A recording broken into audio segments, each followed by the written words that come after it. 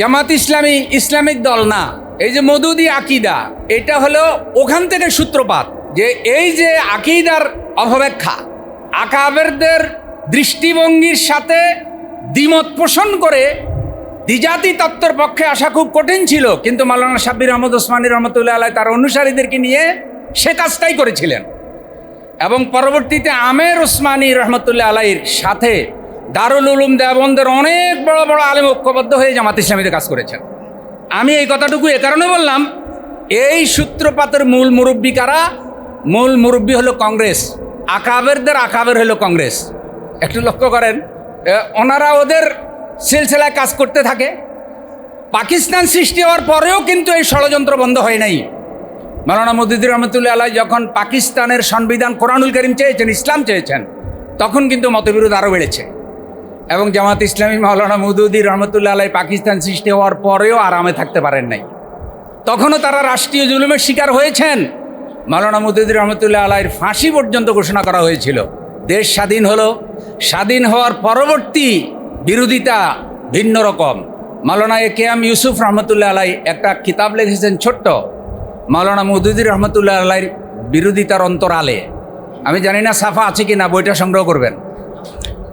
আচ্ছা, এটার প্রথম নাম ছিল জামাত ইসলামী বিরোধিতার অন্তরালে।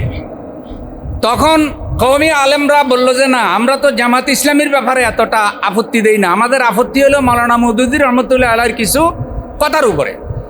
তখন কেএম ইউসুফ রহমতুল্লাহ আলাইহির নাম পরিবর্তন করে দিয়েছেন মাওলানা মওদুদি রহমতুল্লাহ আলাইহির বিরোধিতার অন্তরালে।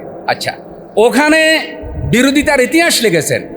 এই যে সাহাবী বিদ্বেষী বলা, এই যে ইসমাতে আম্বিয়া স্বীকার করে না বলা, দাজ্জালের কথা স্বীকার করে না, সব অভিযোগ হলো অপব্যাখ্যা, ক্ষেত্রবিশেষ মিথ্যাচার। আমরা বলি না।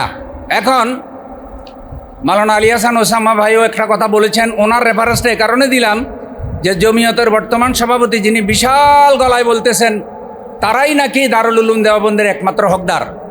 অখণ্ড ভারতের স্বপ্ন নিয়ে কংগ্রেস কাজ করছিল এবং অখণ্ড ভারত প্রতিষ্ঠিত করতে হলে মুসলমানদের তাদের সমর্থন প্রয়োজন ছিল। এবং জমিয়তে উলামায়ে হিন্দ তখন অখণ্ড ভারত প্রতিষ্ঠার জন্য কংগ্রেসকে সমর্থন করেন। মাওলানা মওদুদি রহমতুল্লাহ আলাইহিকে জমিয়তের পক্ষ থেকে চাপ দেওয়া হয় যে তিনি যেন অখণ্ড ভারতের পক্ষে মাসিক আল জমিয়ত পত্রিকায় লেখালেখি করেন, তার কলম, তার মেধা এ কাজে যেন তিনি বিনিয়োগ করেন। কিন্তু মাওলানা মওদুদি রহমতুল্লাহ আলাইহি এটা মানেন নাই, স্বীকার করেন নাই। ইতিহাস বিকৃতির সাথে কিছু কিছু ওলামা একরামও জড়িত, যারা এখন বলেন যে মাওলানা মওদুদি রহমতুল্লাহ আলাইহি নাকি 47-এ পাকিস্তান বিভক্তি পাকিস্তান আন্দোলনের পক্ষে ছিলেন না। এটা হলো ঐতিহাসিক মিথ্যাচার। মুসলিম লীগের নেতৃত্বে টু নেশন থিওরি যখন আন্দোলন শুরু হয়, সে আন্দোলন মুসলমানদের মধ্যে জনপ্রিয়তা লাভ করে। মাওলানা মওদুদি রহমতুল্লাহ আলাইহিকে যখন এই চাপ দেয় হোসেন আহমদ মাদানী রহমতুল্লাহ আলাইহি সহ দেওবন্দের কয়েকজন আকাবের, তখন তিনি আল জমিয়ত পত্রিকা থেকে পদত্যাগ করেন। এবং সেই সাথে তিনি এটা বলেছিলেন যে এইখানে দায়িত্ব পালন করতেছে আল্লাহর দিন প্রচারের জন্য, আপনাদের দিন প্রচারের জন্য না। একটু কলমের কালি, একটা অক্ষর অখণ্ড ভারতের পক্ষে মওদুদির পক্ষ থেকে যাবে না। এরপরে তিনি ওখান থেকে মুক্ত হয়ে তর্জুমানুল কোরআন, সভা সমাবেশ, লিখনী, আর্টিকেল দ্বিজাতি তত্ত্বের পক্ষে লিখতে থাকেন। এখানেই মূলত বিরোধিতার সূত্রপাত। এবং ধীরে ধীরে যখন 1941 সালে জামাত ইসলামী প্রতিষ্ঠিত হয়, তখন জামাত ইসলামী এবং মাওলানা মওদুদি দুই দিকের আক্রমণের শিকার হন। একটা হলো মুসলিম লীগ, আর একটা হলো জমিয়তে উলামায়ে হিন্দ এবং কংগ্রেস।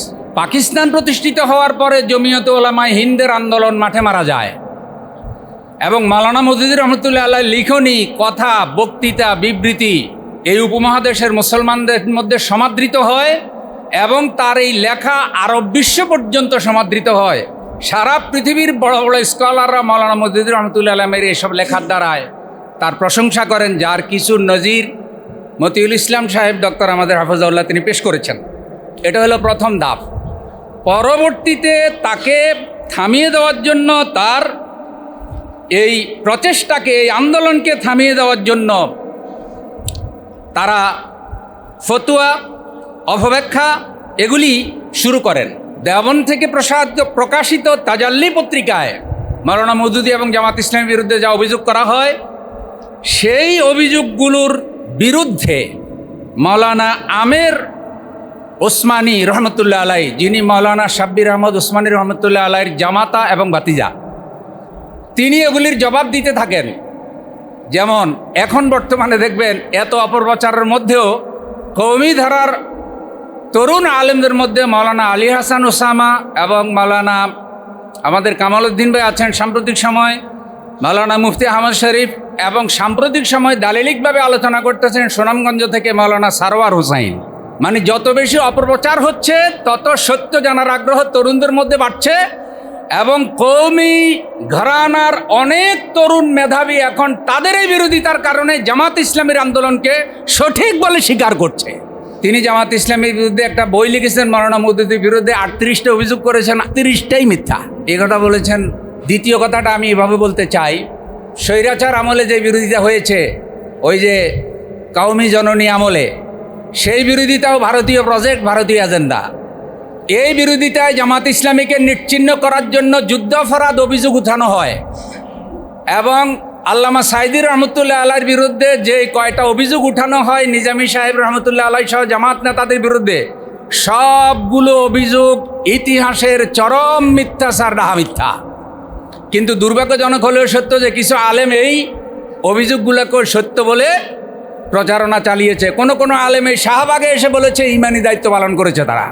ইমরানের সরকারের এখানে এসে যেখানে ব্লগাররা ইসলামকে গালিগালাজ করেছে, ওই বিরোধিতার যারা নেতৃত্ব দিয়েছে, ঠিক অখণ্ড ভারতের যারা স্বপ্ন দেখেছে তারাই জুলাই বিপ্লবের পরে এটা কিছুটা দামাচাপা পড়েছিল, এখন আবার নতুন করে এটা জেগে উঠেছে। কারা এটার সাথে জড়িত হলো? সে ভারতীয় এজেন্সি, ভারতীয় গোয়েন্দা র। তারা চিন্তা করেছে আমরা বিরোধিতা করি, যদি আমাদের কথা তো শুনবে না, তাহলে হুজুরদের বিরোধিতা করাতে হবে হুজুর দিয়েই। সংসদে একটা কথা উঠালো, একজন বলল যাকে শুটকুট পরা আকাবের হিসাবে তারা ইতিমধ্যে সার্টিফাই করেছেন। তিনি বলেছেন যে ইসমাতে আম্বিয়া, তারপরে মেয়ারে হক জামাত ইসলামী স্বীকার করে না, বা মাওলানা মওদুদী স্বীকার করে না। তিনি অনেক আকাবেরের নাম বলেছেন, কোন সিলসিলায় বলেছেন উনি তো এদেরকে চিনার কথা না। তাহলে বোঝা গেছে আন্ডারগ্রাউন্ডে যেসব আকাবেররা আছেন তারা শুটকুট করা আকাবের দিয়ে ওখানে এটা মঞ্চে উঠেছেন, এবং সেইটাকে তারা স্বীকৃতি দিয়ে তারপরে বিভিন্ন সভা সেমিনার করে এটাকে জাতীয়করণ করার চেষ্টা করছেন। ইনশাআল্লাহ এই ষড়যন্ত্র মাঠে মারা যাবে, ইনশাআল্লাহ। এটা কেউ মানবে না। আমি শেষ কথাটা এভাবে বলতে চাই, জামাত ইসলামী ইসলামিক দল নয়, জামাত ইসলামী শরিয়া মানে না, জামাত ইসলামীর আমির আলেম নয়, জামাত ইসলামী পর্দার কথা বলে না, সাংবাদিকদের সাথে সাক্ষাৎকারে বলেছে পর্দা মানি না, জামাত ইসলামী আমেরিকার দালাল, জামাত ইসলামী ভারতের সাথে কেন দেখা করলো, এ সবগুলো কোনোটাই ইসলামের জন্য না, দিনের স্বার্থে না, সবটাই রাজনৈতিক স্বার্থে। রাজনৈতিক স্বার্থ চরিতার্থ করার জন্য আকিদা আনা হয়েছে, রাজনৈতিক স্বার্থ চরিতার্থ করার জন্য মওদুদী আকিদা বানানো হয়েছে, মওদুদী ইসলাম বানানো হচ্ছে। দুর্ভাগ্যজনক হলেও সত্য যে যখন এই কথা সংসদে বলা হলো, এটা আলেমদের বিষয়, আলেমরা দেখবে, ইসলামপন্থীরা দেখবে, আপনি করেন ধর্মনিরপেক্ষ রাজনীতি, জাতীয়তাবাদী রাজনীতি, তখন আলেমদের, ওই সব আলেমদের আকাবেদের বলা উচিত ছিল আপনার তো এ বিষয়ে জানার কথা না, কিন্তু ওনারা প্রতিবাদ করতে পারেন নাই কেন? কারণ ওনারাই আড়ালে থেকে এইসব বিষয় উস্কাই দিচ্ছেন। দেশের তরুণ সমাজ এখন অনেক সচেতন। আশা করি সব কিছু মাঠে মারা যাবে। আপনারা আমার সামনে যারা আছেন, দয়া করে আপনাদের সবার কাছে অনুরোধ, কথা বলেন, দালিলিকভাবে কথা বলেন, দাওয়াত দাওয়াত দাওয়াত। চুপ থাকবেন, আপনি বলবেন যে এইসব ঝামেলার মধ্যে আমি নাই, এই কথাবার্তা জবাব না দিলেই বরং জবাব, এই নীতি থেকে বেরিয়ে আসুন। প্রত্যেক ফুলের সুগন্ধ আছে, আপনারা সবাই বিষয়ে কথা বলুন, ইনশাআল্লাহ অপপ্রচার মাঠে মারা যাবে, আল্লাহ পাক সত্যকে বিজয় দান করবেন। আসসালামু আলাইকুম। মাশাআল্লাহ, আমাদের মোহতারাম ফখরুদ্দিন আহমদ ভাই। সম্মানিত ভাইরা,